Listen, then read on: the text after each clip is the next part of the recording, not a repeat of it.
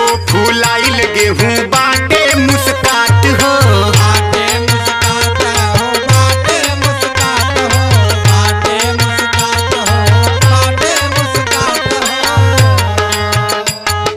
पिया बिना होली मोर बीतल जाता आज हो।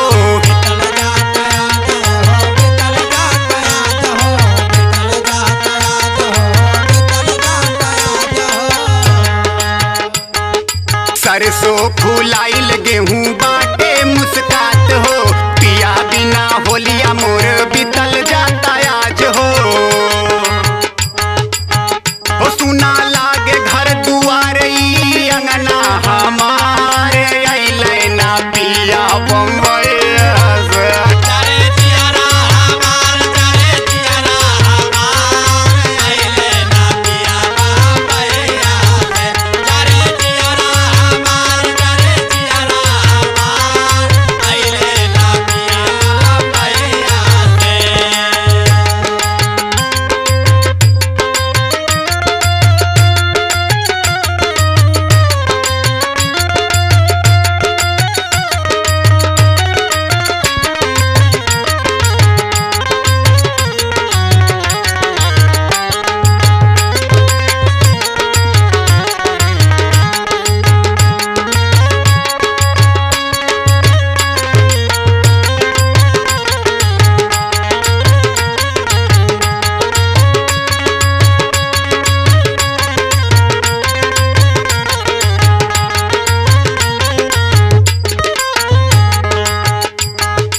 काली कोयलिया बोले महुआ के डाली।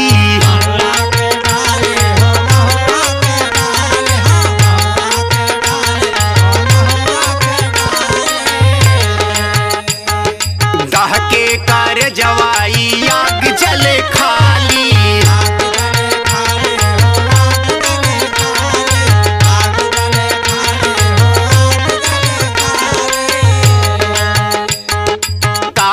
कोयलिया बोले महुआ के डाली।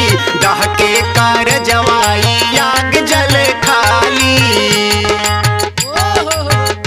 मना बिगड़े हमार मना बिगड़े हमारे अइले ना पिया बम्बईया से।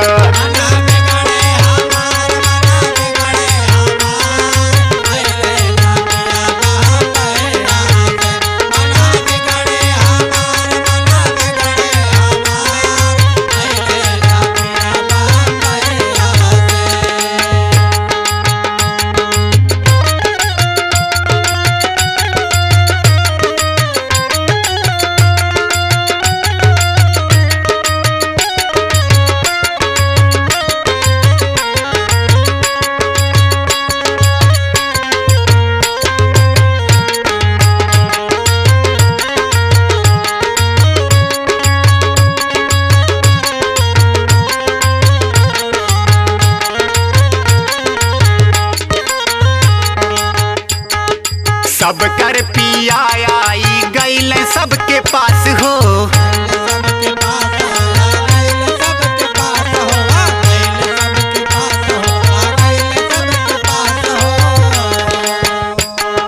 पिया बिना रंगवा कुली लागे उदास हो।